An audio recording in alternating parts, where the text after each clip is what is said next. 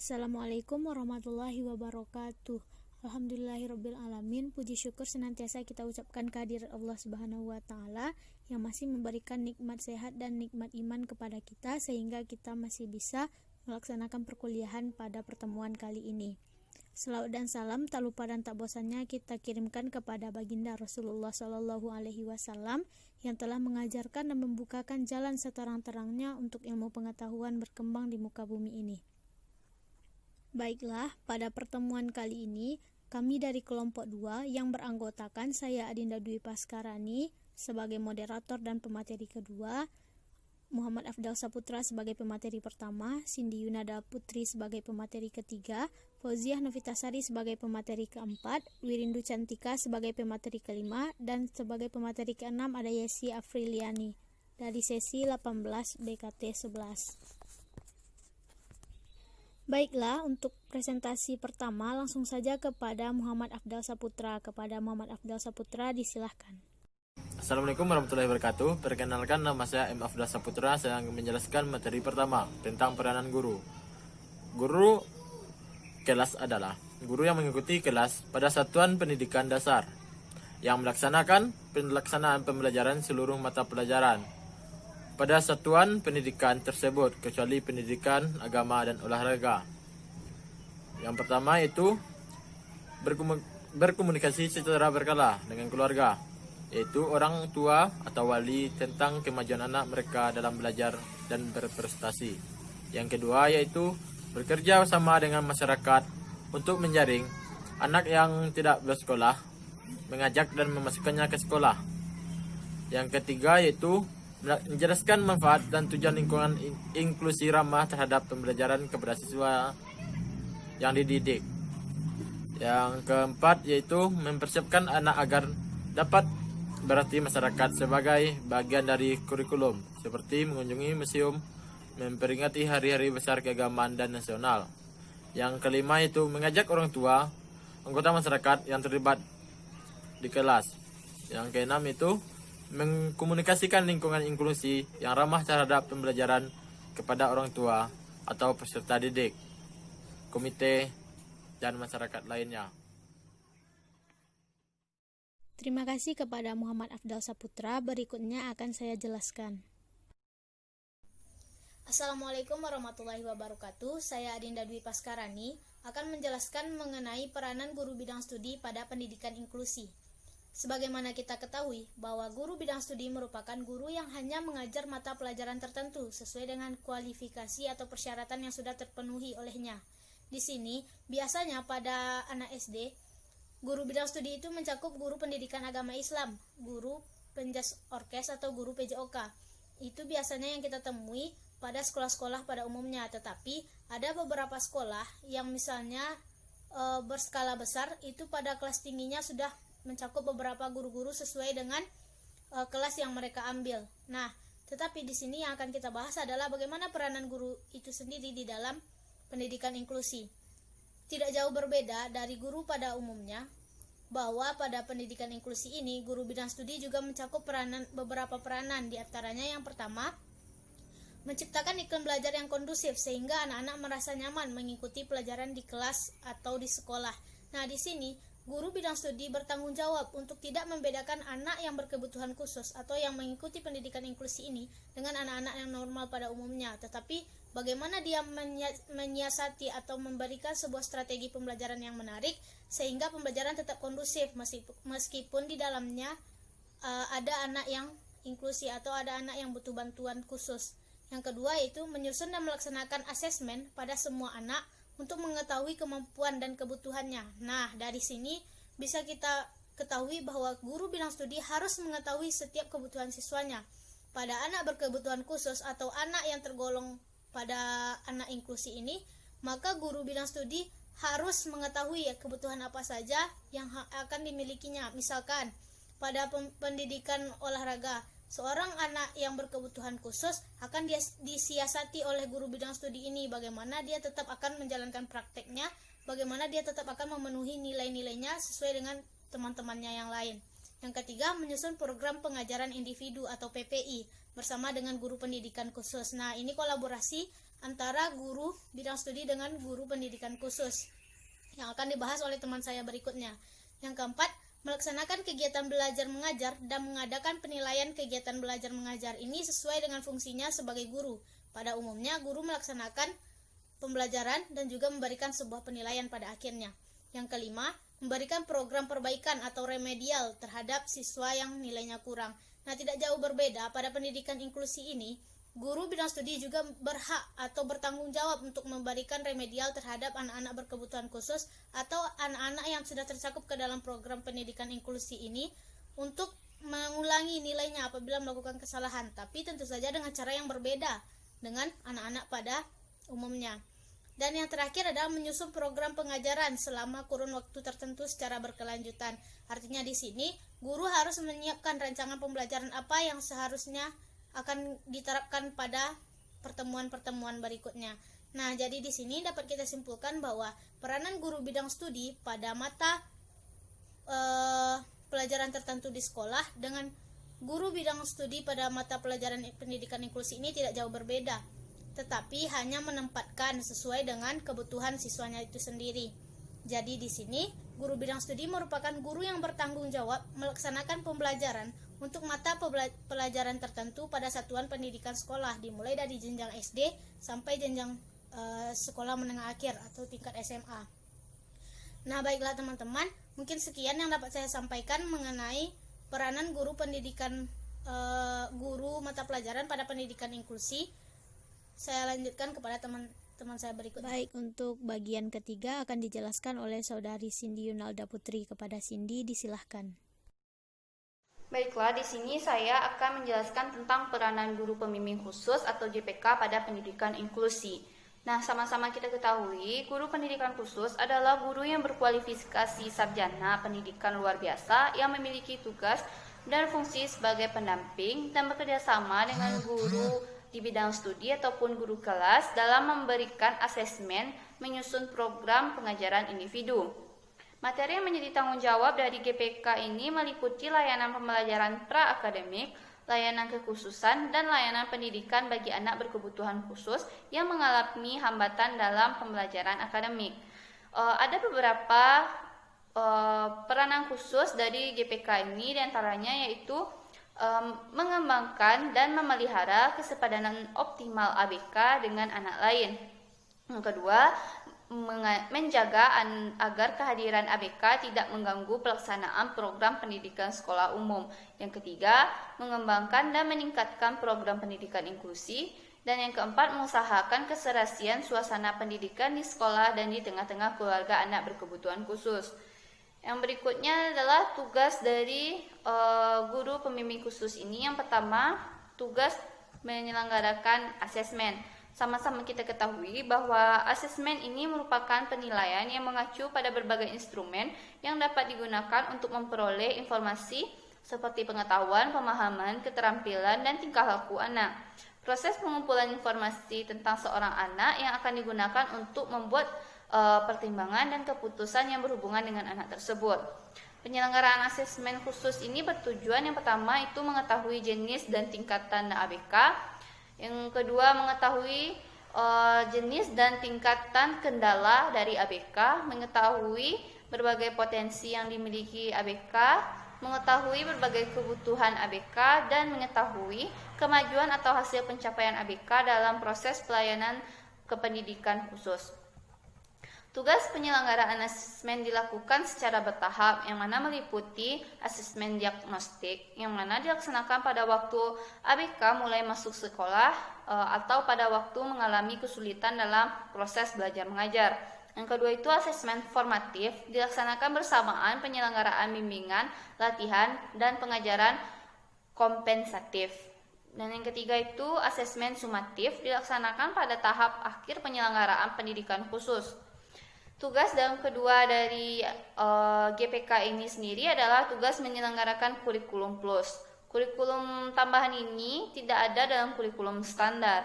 Nah, kurikulum tambahan ini berkaitan dengan kegiatan-kegiatan kompensatoris yang bersifat membimbing, melatih, dan membenahi anak berkebutuhan khusus untuk mempersiapkan berintegrasi ke dalam kelas bersama anak-anak yang lainnya. Penyelenggaraan kurikulum plus ini bertujuan untuk mencapai kesepadanan dan optimal ABK dengan peserta didik lainnya. Kurikulum plus ini dibagi menjadi 2 bagian. Yang pertama itu memberikan kesempatan kepada anak berkebutuhan khusus untuk meningkatkan kemampuan mereka melaksanakan kehidupan sekolah. Yang kedua, memberikan kesempatan kepada anak berkebutuhan khusus untuk mempersiapkan diri mengikuti pengajaran di dalam kelas. Adapun tugas yang ketiga dari GPK ini adalah untuk menyelenggarakan pelayanan pembelajaran khusus. Pengajaran khusus adalah pengajaran yang diberikan kepada ABK yang di dalam proses belajar mengalami ketidaksesuaian dan tuntutan kurikulum standar. Penyelenggaraan ini bertujuan mencapai kesesuaian optimal ABK dengan tuntutan program pendidikan mereka. Pembelajaran ini dilaksanakan sesuai dengan kebutuhan yang meliputi pengajaran remedial, pengajaran akselerasi, pengajaran pengayaan, dan pembelajaran individual dengan program pembelajaran individual atau PPI. Yang keempat, tugas menyelenggarakan kunjungan rumah. Tugas menyelenggarakan kunjungan rumah adalah layanan kepada orang tua dan anggota keluarga anak berkebutuhan khusus untuk mengembangkan pengertian dan sikap wajar terhadap anak berkebutuhan khusus ini. Penyelenggaraan kunjungan rumah ini bertujuan menyelaraskan, menyerasikan, dan menyepadankan suasana pendidikan di rumah dan suasana pendidikan di sekolah yang tugas-tugasnya itu meliputi pertama bimbingan kepada orang tua dan keluarga ABK, yang kedua bimbingan dan latihan-latihan kepada ABK terhadap hal-hal yang sulit dilaksanakannya di sekolah. Adapun tugas dari GPK yang kelima adalah menyelenggarakan adaptasi media. Adaptasi media misalnya kegiatan mengalih hurufkan dari huruf Braille ke huruf visual atau sebaliknya, serta memperbesar ukuran huruf untuk anak low vision.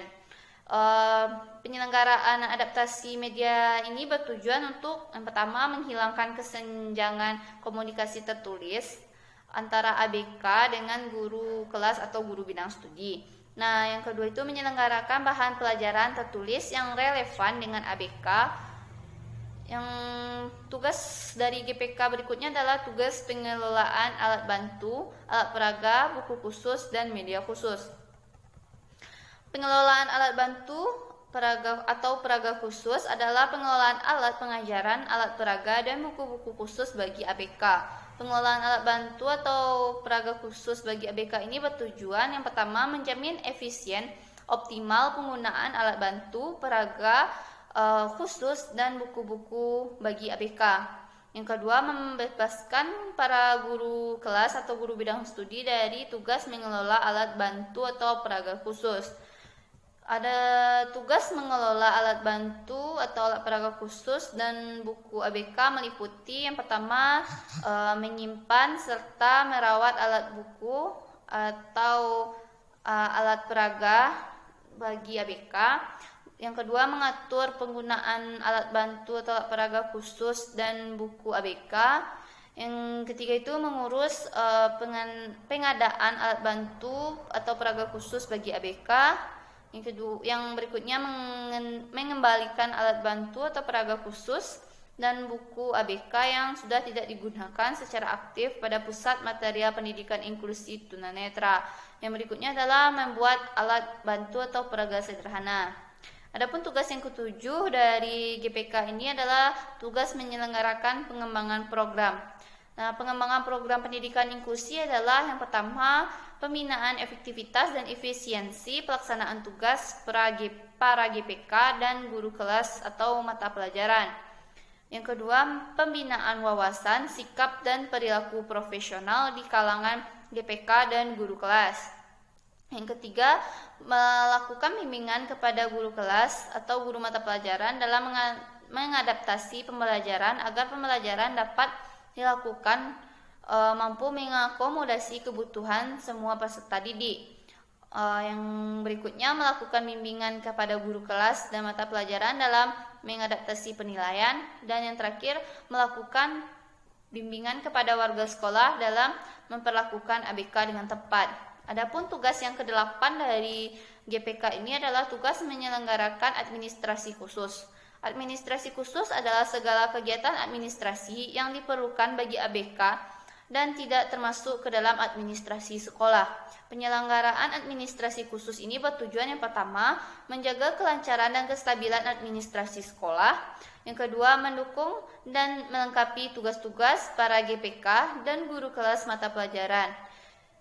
Tugas penyelenggaraan administrasi khusus ini meliputi yang pertama, menyusun jadwal tugas seminggu untuk masa pelaksanaan 1 semester atau tahunan, dan mengusahakan pengesahan kepada kepala sekolah.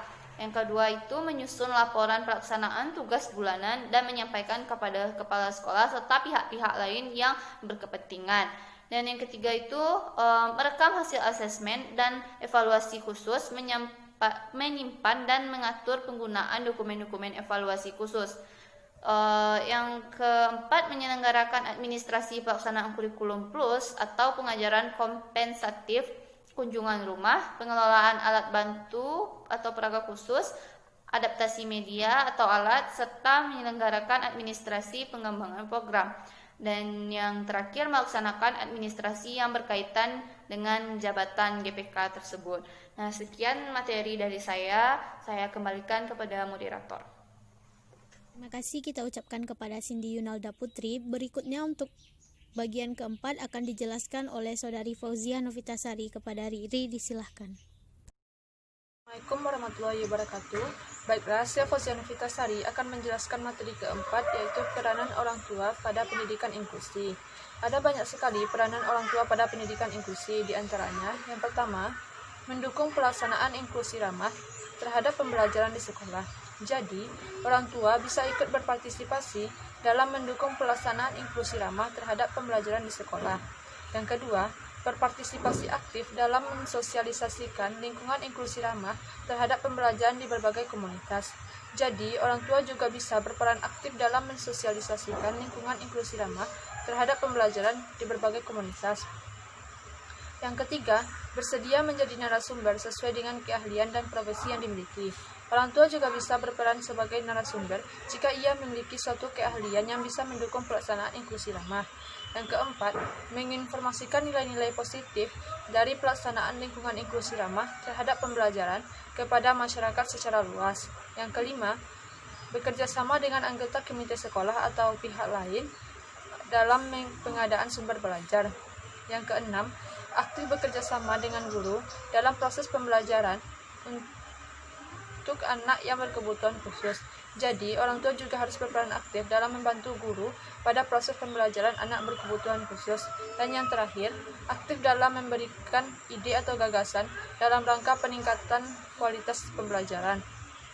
Maksudnya, orang tua juga bisa berperan aktif dalam memberikan suatu ide atau gagasan untuk meningkatkan kualitas pembelajaran. Sekian yang dapat saya sampaikan. Terima kasih. Terima kasih kita ucapkan kepada Riri. Bagian kelima akan dijelaskan oleh Wirindu Cantika. Kepada Rindu, disilahkan. Assalamualaikum warahmatullahi wabarakatuh. Baiklah, saya Wirindu Cantika akan melanjutkan materi yang kelima, yaitu peranan masyarakat pada pendidikan inklusi. Peranan masyarakat pada pendidikan inklusi yang pertama adalah mitra pemerintah dalam mendukung terlaksananya model pendidikan inklusi.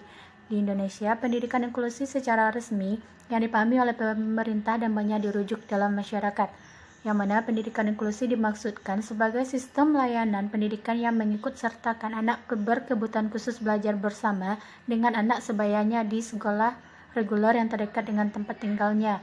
Penyelenggaraan pendidikan inklusif menuntut pihak sekolah melakukan penyesuaian baik dari segi kurikulum, sarana dan prasarana pendidikan maupun sistem pembelajaran yang disesuaikan dengan kebutuhan individu peserta didik. Yang kedua, memperluas akses pendidikan dan pekerjaan bagi anak yang berkebutuhan khusus. Maksudnya, guna memberikan akses pendidikan bagi anak-anak yang berkebutuhan khusus agar upaya perlindungan anak dilibatkan secara baik dan terpadu, baik itu dari keluarga atau orang tua, masyarakat, dan pemerintah.